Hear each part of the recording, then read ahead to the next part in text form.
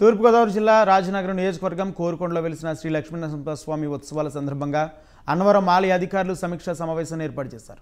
వచ్చే నెల 2 నుంచి జరగనున్న నరసింహస్వామి ఉత్సవాల కోసం ఈ సమావేశాన్ని నిర్వహించామని అధికారులు తెలిపారు.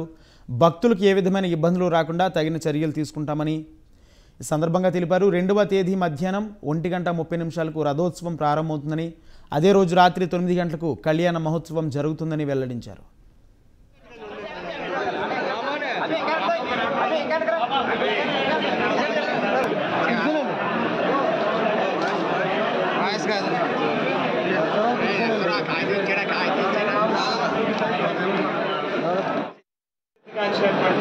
కోరుకొండ శ్రీ లక్ష్మీనరసింహస్వామి వారి యొక్క రథోత్సవం అలాగే కళ్యాణం కార్యక్రమం ఏదైతే ప్రతి ఏడాది జరుగుతూ ఉందో, ఈ ఏడాది అంతే ఘనంగా స్వామివారి యొక్క పూజా కార్యక్రమాలు కానీ కైంకర్యాలు కానీ అన్నీ చక్కగా జరగాలని, వేల మంది వచ్చేటటువంటి భక్తులకి ఎక్కడ ఎటువంటి అసౌకర్యం కలగకుండా అన్ని శాఖలకి సంబంధించినటువంటి అధికారులతో సమన్వయ సమావేశం నిర్వహించడం జరిగింది.